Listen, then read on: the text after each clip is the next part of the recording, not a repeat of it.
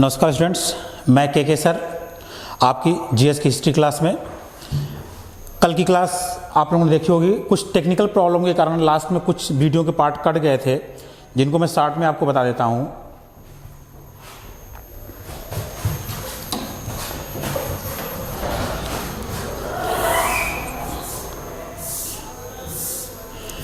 हम बात कर रहे थे पूरा पाषाण काल की। हम बात कर रहे थे पाषाण काल की।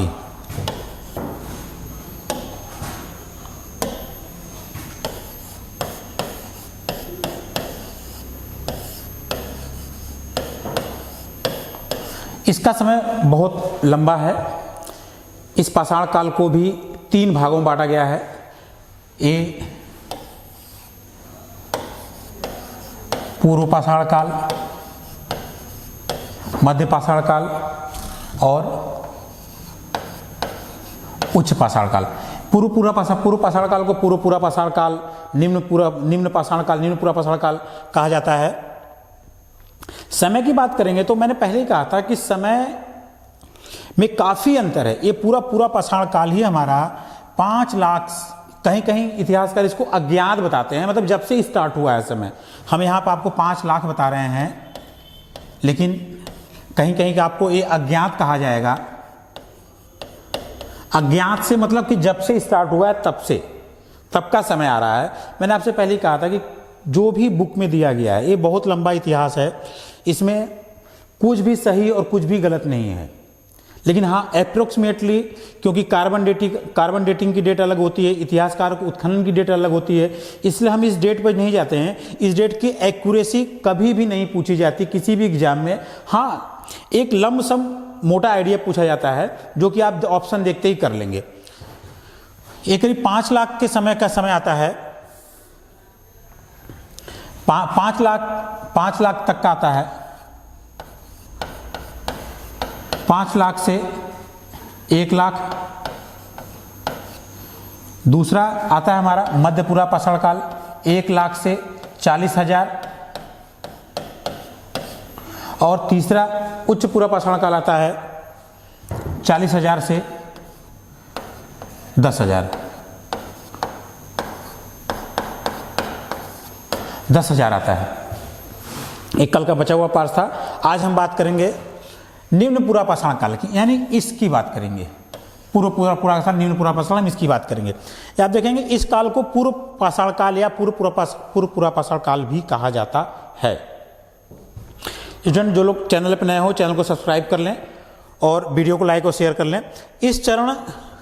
इस काल के प्रमुख चरण निम्नलिखित हैं। इस काल के जो प्रमुख चरण हैं वो निम्नलिखित हैं।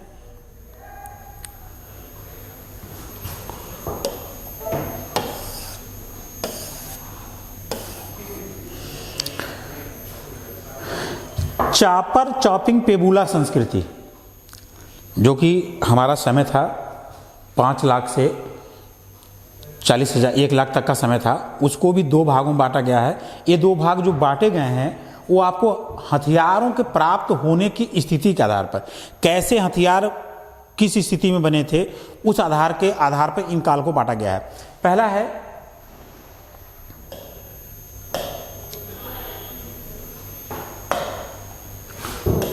चापर और पेबुला संस्कृति।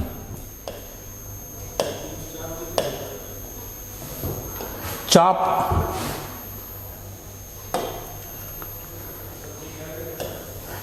चॉपिंग और पेबल संस्कृति। ये जो चॉपर है एक तरह का हथियार था। चॉपर, चॉपिंग और ये पेबल, दोनों एक तरह के हथियार थे जो इंसान ने, आदिमानव ने पत्थर के बनाए थे। उस हथियारों के आधार पर इस संस्कृति को बनाया गया था।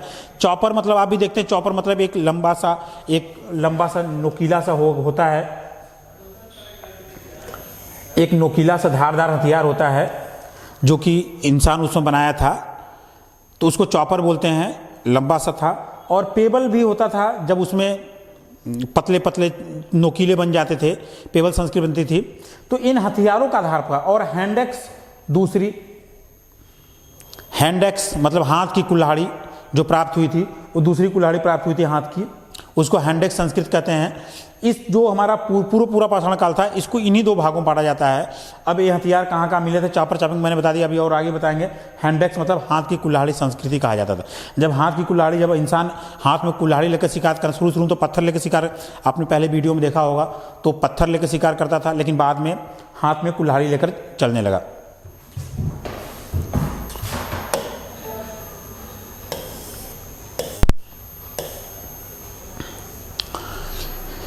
इस काल के जो प्रमुख स्थल है, जहाँ से प्रश्न पूछा जाता है, पूरा पाषाणकालीन स्थल बताइए। जो इस काल के प्रमुख स्थल हैं वह है हमारे कश्मीर की लिद्दर घाटी,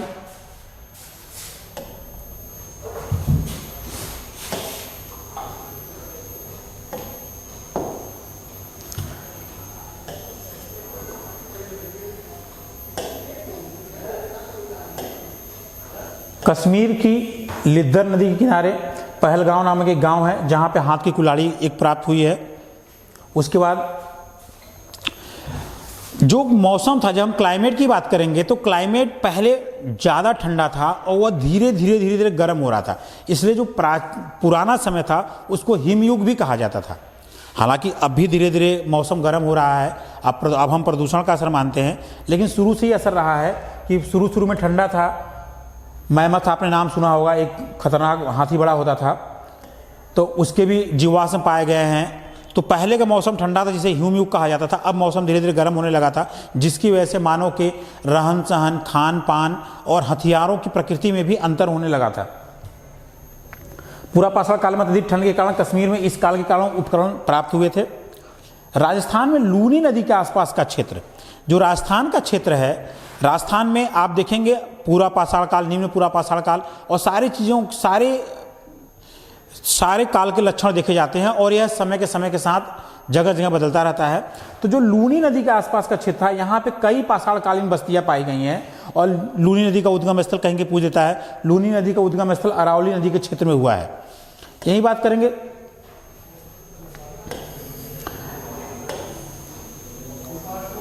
राजस्थान में ही बागौर बड़ा ही इंपॉर्टेंट है। बागौर में बागौर और डिडवाना से भी पूरा पाषाणकालीन औजार प्राप्त हुए हैं। यहाँ पे सिस्टीन आर और सिंगी तालाब महत्वपूर्ण स्थान है। नागौर जिले में सिस्टीन आर, नागौर आप पढ़ेंगे, बहुत ही महत्वपूर्ण स्थल है, पूरा पाषाणकालीन स्थल है, जो कि राजस्थान में पाया जाता है। सिंपल सा प्रश्न है, छोटे मोटे एग्जाम पूछ दिया था, नागौर किस काल का स्थान है। मध्य प्रदेश में नर्मदा घाटी के नरसिंहपुर के पूर्व में, मैंने फर्स्ट वीडियो में बनाया था कि भारत में पूरा पाषाण काल में जो औजार पाए गए हैं, इसके साथ नरकंकाल पाए गए हैं। मानव की खोपड़ी, सर्वप्रथम मानव की खोपड़ी यहीं से पाया गया था, नर्मदा नदी घाटी से पाया गया था, वो आगे बताएंगे। लेकिन यहाँ से लुप्त हुए जीवाश्म प्राप्त होने चालू हो गए थे। जो जीवाश्म लुप्त हो गए थे वो जीवाश्म मिलने लगे थे।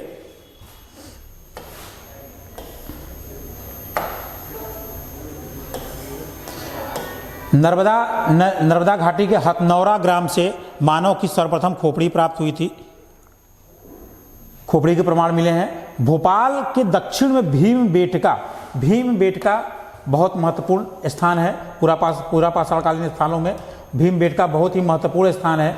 इसकी गुफाओं में मानव के निवास स्थानों को प्राप्त चला हुआ है, और मानव द्वारा बनाए गए चित्र प्राप्त हुए हैं। मानव ऐसा नहीं चित्रकारी हम आज से करें, मानव शुरू से ही चित्रकार, समझ लीजिए पूरा पाषाण काल, आज 5 लाख ईसा पूर्व के बाद की बात है, तब से मानव चित्रकारी कर रहा है। प्रारंभ में वह प्राकृतिक कलरों का प्रयोग करता था और बड़ी बड़ी पेंटिंग बनाता था, ढेर सारे भालू के, जानवरों को, जो तत्कालीन परिस्थितियों में जो भी जानवर रहते थे उनकी पेंटिंग बनाता था, चित्र बनाता था, और उसके साक्ष्य आज भी प्राप्त हुए हैं भीमबेटका की गुफाओं में। आजमगढ़ की पहाड़ियों में भी चित्रकला के अंश मिले हुए हैं। उत्तर प्रदेश के मिर्जापुर जिले की बेलन घाटी में, बेलन घाटी प्रश्न पूछा था, बेलन घाटी कहाँ पाई जाती है? ये जो बेलन घाटी का क्षेत्र है ये उत्तर प्रदेश के मिर्जापुर जिले में है, लेकिन वो एक संक्रमण क्षेत्र है। वहाँ पे मिर्जापुर, मध्य प्रदेश दोनों का स्थान मिलता है। अब तो छत्तीसगढ़ में मिलने लगा, झारखंड में मिलने लगा है। तो मिर्ज़ापुर आप देखेंगे सोनभद्र एक ऐसा जिला है, कमेंट करके बताइएगा जहाँ पे कितने राज्यों की सीमाएं टच करती है। सोनभद्र उत्तर प्रदेश का एक ऐसा जिला है जो कि कई राज्यों की सीमाओं को टच करता है।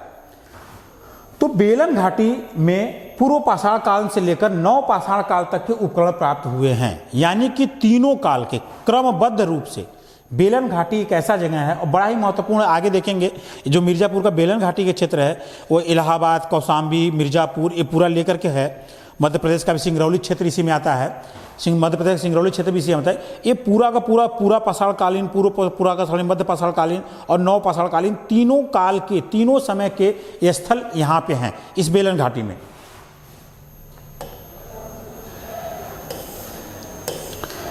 बेलन घाटी की जो खुदाई हुई थी KR शर्मा के निर्देशन, KGR शर्मा के निर्देशन अनुसंधान किया गया था।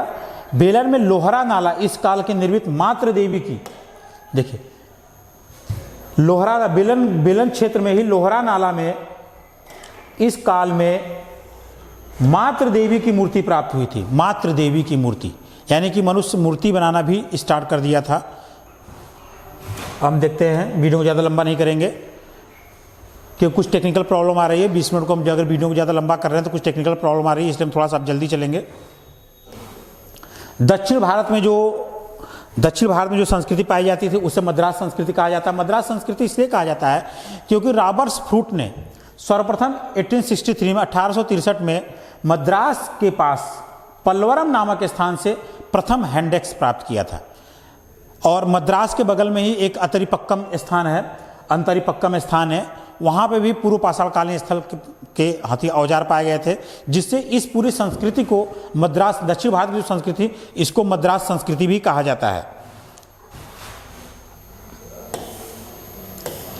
जीवन यापन, जब हम पूर्व पाषाण की बात करेंगे तो जीवन यापन में हम देखेंगे कृषि का ज्ञान अभी नहीं हुआ था।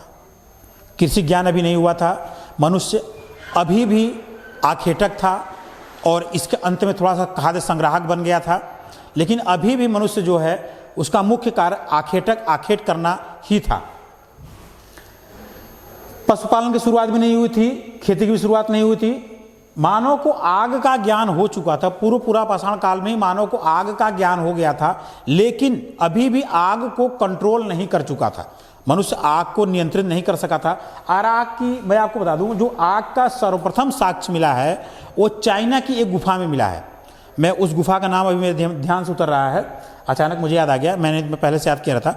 चाइना की गुफा में, मतलब चाइना में आग का सर्वप्रथम साक्ष्य चीन देश में मिला हुआ है।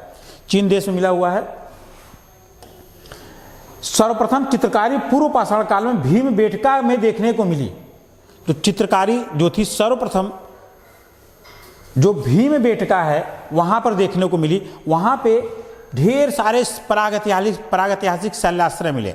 शैल्याश्रय मैंने आपको पहले वीडियो में बताया था, ऐसा जगह जहां पे पहाड़ों के बीच में शैलों के में आश्रय होता था, जहां पे उस समय के आदिमानव रहते थे। 243 एक तरह से हम कह सकते थे वहां पे प्रागैतिहासिक कालीन मानव की एक बस्ती थी, इसलिए वहां पे सर्वप्रथम चित्रकारी के साक्ष्य मिले हैं। और प्रारंभिक चित्रों में गहरे लाल रंगों का उपयोग हुआ था। बेलन घाटी मैंने बताया वहां भी चित्रकारी के अवशेष प्राप्त हुए हैं। प्रारंभिक चित्रों में गहरे और लाल रंगों का उपयोग हुआ था। मनुष्य ने भैंस, हाथी, बाघ, गैंडे, सुअर आदि के चित्र बनाए थे, यानी कि जो उस समय मनुष्य देखता था उसी के चित्र वो बनाता था।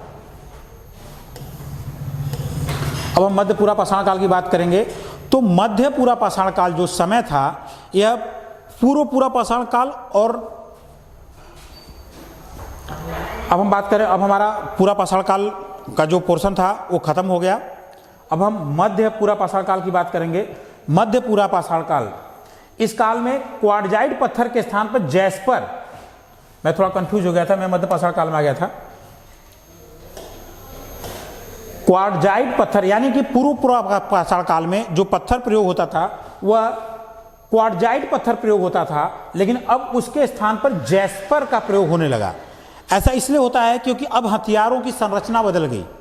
जो मनुष्य हथियार यूज करता था वो हथियार अब साइज में थोड़ा छोटे और नोकीले हो गए, तो हो सकता क्वार्टजाइट पत्थर उस छोटेपन को और नोकीलेपन के लिए उपयुक्त नहीं था, इसलिए मनुष्य ने क्वार्डेराइट के स्थान पर जैस्पर नामक पत्थर उपयोग करने लगा, जैस्पर, चटफिल्ड आदि पत्थर उपयोग करने लगा। इसे नेवासा चरण की संज्ञा दी गई क्योंकि नेवासा के निकट चिरकी में मध्य पूर्व पाषाण कालीन उद्योगों के निवास साक्ष्य मिले हैं। नेवासा महाराष्ट्र का एक जगह है,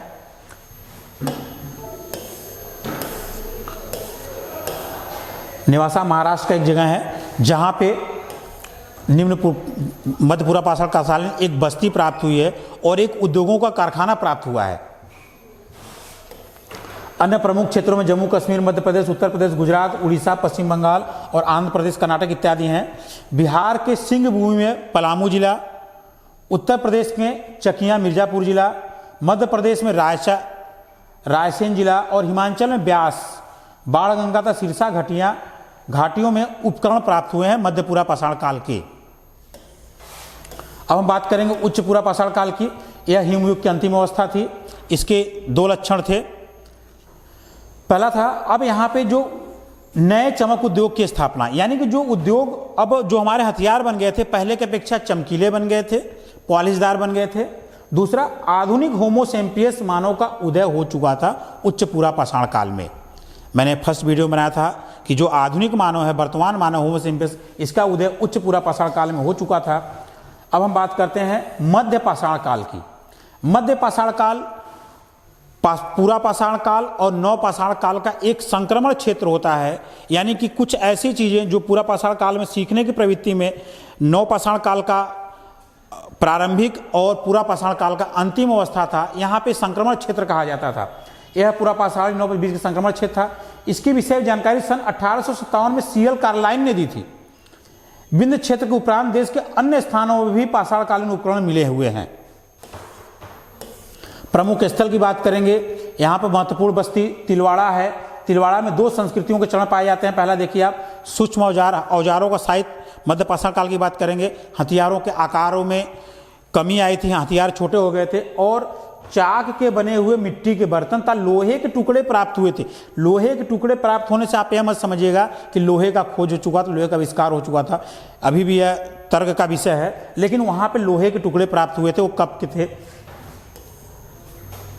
भीलवाड़ा जिले की स्थित बागौर कोठारी नदी में यह भारत का सबसे बड़ा मध्य पूर्व पाषाण कालीन स्थल है। जो भीलवाड़ा जिले का बागौर है, भारत का सबसे बड़ा मध्य पाषाण कालीन स्थल है। उत्खनन खान इसका बीएन मिश्र ने करवाया था। उत्तर प्रदेश में बड़ा ही महत्वपूर्ण है। उत्तर प्रदेश के इलाहाबाद प्रतापगढ़ क्षेत्र में सराय नहर अत्यंत ही महत्वपूर्ण स्थल है। एक छोटी सी बस्ती के साक्ष्य मिले हैं। इसके अतिरिक्त अनेक छोटी भट्टियाँ और सामुदायिक भट्टी भी मिला हुआ है। झोपड़ी के फर्श मिले हुए हैं और कई कमरे मिले हैं।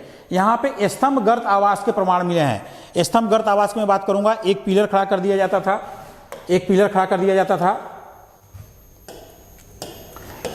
और पिलर पर आवास बनता था।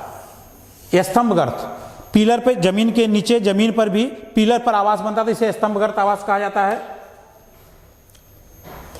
ढेर सारे नरकंकाल भी प्राप्त हुए हैं। सावधान की, जो सावधान होता था तत्कालीन संस्कृति के प्राप्त चलता है, क्योंकि इनके सिर पश्चिम की ओर तथा क्योंकि सिर पश्चिम से पूर्व की ओर होते थे। प्रतापगढ़ जिले में महदहा अन्य प्रमुख पाषाणकालीन स्थल हैं। यहाँ की खुदाई से भी स्तंभ गर्त के साक्ष्य मिले हैं। यहाँ से हड्डियों के अनेक कलात्मक वस्तुएं प्राप्त हुई हैं। यहाँ पर अनेक ऐसे समाधान मिले हैं जिसमें दो व्यक्तियों को एक साथ दफनाया गया है। मदहा के पास 5 दमदमा भी एक स्थान है जहाँ से हड्डी के उपकरण प्राप्त हुए हैं और सिंह के उपकरण प्राप्त हुए हैं। जीवन शैली मध्य पूर्व पाषाणकालीन मानव पूरा पाषाण काल में बहुत ही भिन्न था, किंतु अभी भी अधिकांश शिकार पर निर्भर था। कुछ पशुपालन के साक्ष्य मिलते हैं। अंतिम चरण में मृदभांडों का निर्माण मनुष्य ने सीख लिया था। अंत्येष्टि विधियां भी सीख ली थी। वह मृतकों के साथ समाधियों में अनेक सामग्रियों और औजारों को भी दफनाते थे। मैं यहाँ पे बता दूंगा, यहाँ पे ये जो हमारा उत्तर प्रदेश का सराय नाहर क्षेत्र है, ये बड़ा ही महत्वपूर्ण, उत्तर प्रदेश सराय बड़ा ही महत्वपूर्ण क्षेत्र है। आगे हम देखते हैं नव पाषाणकालीन। नव पाषाणकालीन में कृषि कार्य हो चुका था, पशुपालन कार्य हो गया था, पालिशदार औजार आ गए थे, मृदभांड आ गए थे। नव पाषाण काल की जब बात करेंगे तो 9000 ईसा पूर्व विश्व के में और भारत में 7000 ईसा पूर्व में इसकी बात की जाती है। वीडियो पसंद आया तो वीडियो को लाइक करिएगा और चैनल को सब्सक्राइब करिएगा। और कुछ टेक्निकल प्रॉब्लम का अभी मैं वीडियो को ज़्यादा लंबा बना नहीं पा रहा हूँ, लेकिन आने वाला समय में वीडियो को और लंबा बनाऊँगा। धन्यवाद।